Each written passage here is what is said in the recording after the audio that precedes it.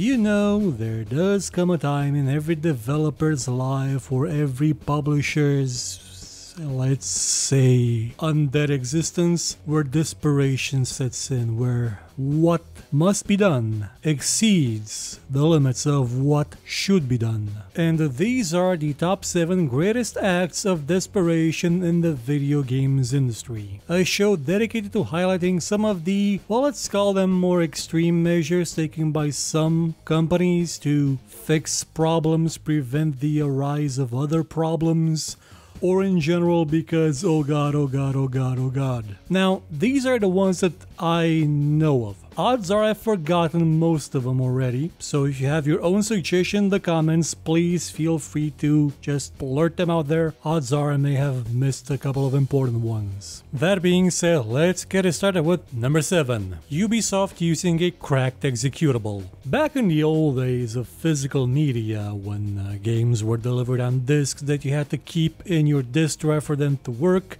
because otherwise how would they verify that 99% of the other time that you weren't having the disc in the CD tray, you were not pirating it or using it to snort drugs off an endangered animal, or I don't know where this... There used to be such a thing as DRM. It still is, but it used to be even worse back then. Horrible. So horrible that removing it was no small feat. As the legend...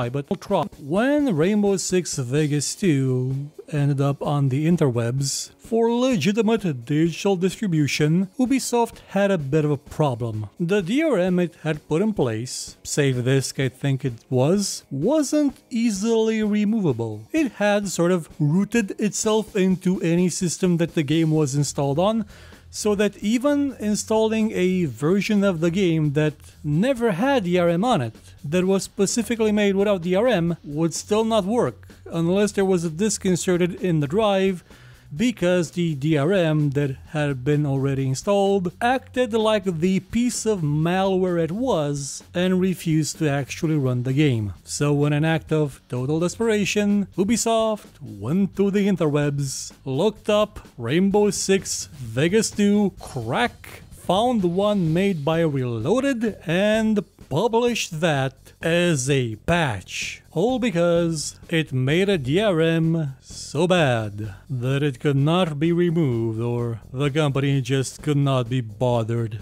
to do it. But somebody out there realized, oh god, we need to do this. Better go ask the pirates for help. But no, we won't actually ask them for help. Instead, we'll just take the crack.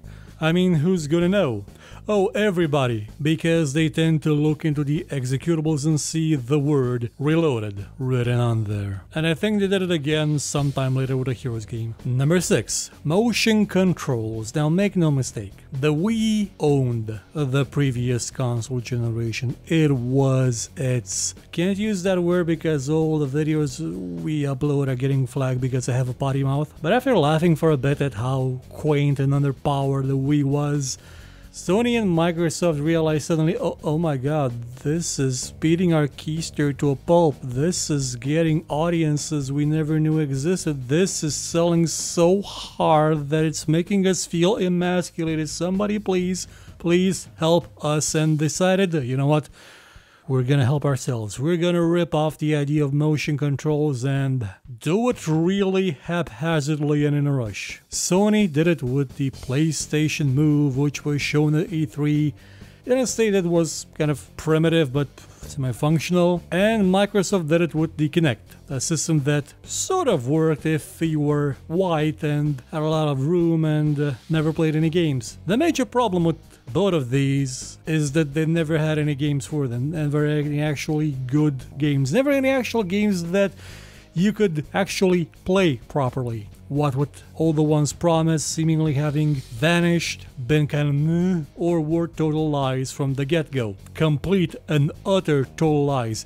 They invented a video game at Microsoft called Milo and Kate, had Peter Molyneux push it at E3, and never actually made it. It was all a desperate lie. An attempt to increase shareholder interest in the company, to keep the stock prices high, while the Wii was selling so many units and so many replacement Wiimotes because people were smashing them non-stop into their TVs and their dogs and their families and their cats, and the cats' families and their cats' dogs' families, that Nintendo was generating enough money to keep it afloat comfortably even during the dark age of the Wii U. And the motion controls were there. They kind of worked, but again, no games. Number 5, the Madden Wars. I could call it the American football struggle or the hand-egg conflict, if you would like. Back in the olden days where people still had choices, 2K Games was making a series of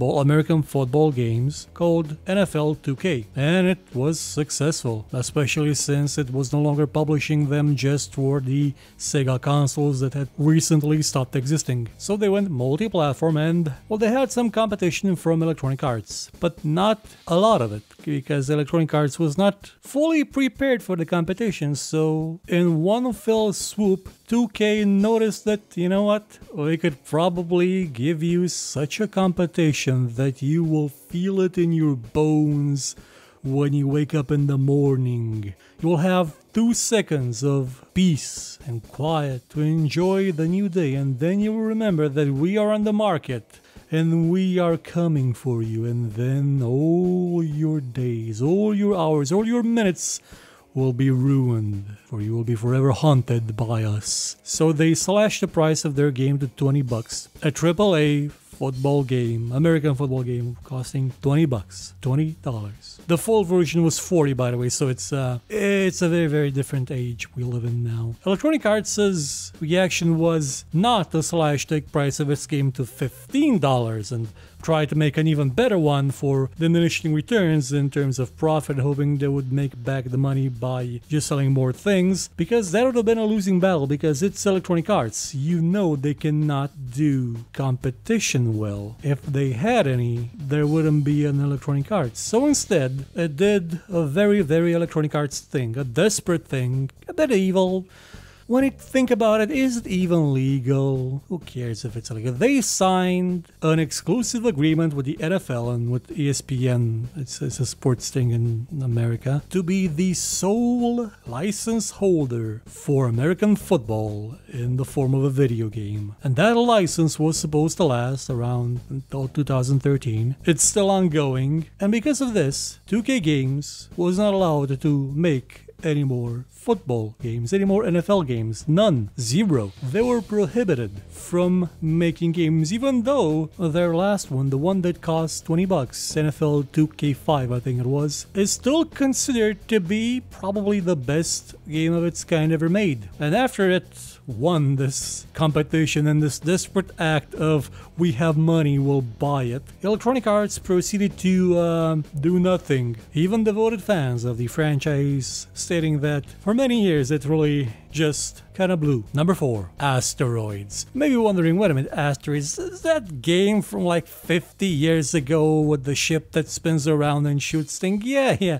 that's the exact game you're thinking of. Unless you're the CEO of Atari, who at one point said, you know, what would make Atari great again? Hashtag put it in a hat. Turning Asteroids from the game that it used to be into, and I kid you not, an open world survival game with crafting. This was at the time when the trend of DayZ and Minecraft were quite huge, and everybody was trying to get in on that pony and ride it all the way to the bank, and Atari was one of them, and they did. They actually made a version of Asteroids that was about crafting and survival.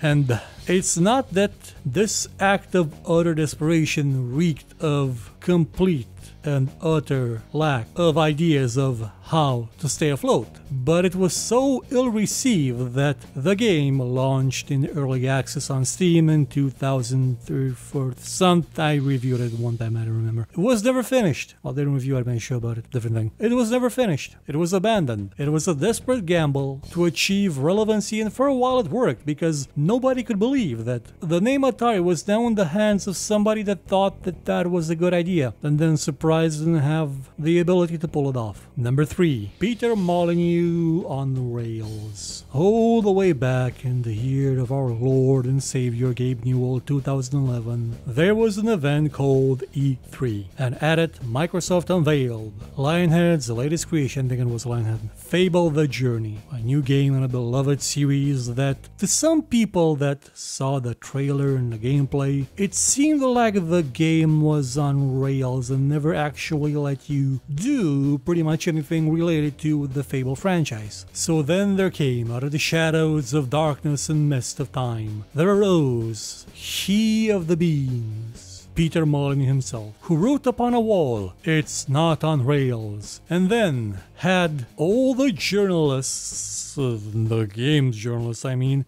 that were there that tried a game, sign that wall and declare that indeed it is true that this game is not on rails, when it so clearly was on rails. But this act of desperation was born out of the necessity to make it not seem like it was on rails, because nobody actually likes on-rail games unless they're Virtua Cop or House of the Dead. And this was not them. This was something lesser, something that when it was launched and turns out it was on rails, surprised no one. The desperate gamble did not pay off, and soon after, Peter Molyneux would not be working at Lionhead anymore, and Lionhead itself would one day cease to exist. Number 2. The Elder Scrolls Online $1 Million Contest. When it was released, The Elder Scrolls Online was not all that hot, for you see, it had taken the beloved Elder Scrolls franchise and slapped its name on World of Warcraft,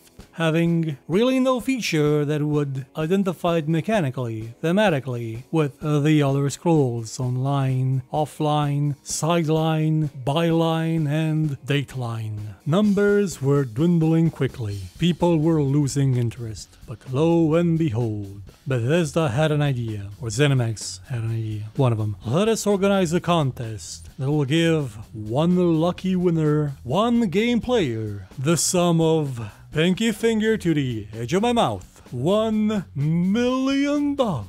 Just for playing the game, just for logging in, spending time there, and hoping hard that they would have the ability to sway the fates in their favor and win. And one person did win. He was awarded not 1 million cash. Well, that's kind of a lot of money. He was given $50,000 a year for the next 20 years. So that's $100,000 now, 50 more at the end of the year, and 17 more installments left after that. If there is a Bethesda, then that is. But this act of desperation kind of worked because it rekindled people's interest in the Elder Scrolls Online just in time for it to receive new content that made it less awful, less like a cheap WoW clone that should have probably died in 2008, crushed by Age of Conan, and a bit more like Elder Scrolls, where you can actually travel where you want to, and there are actual laws you have to take heed of, even though any threat that sort of makes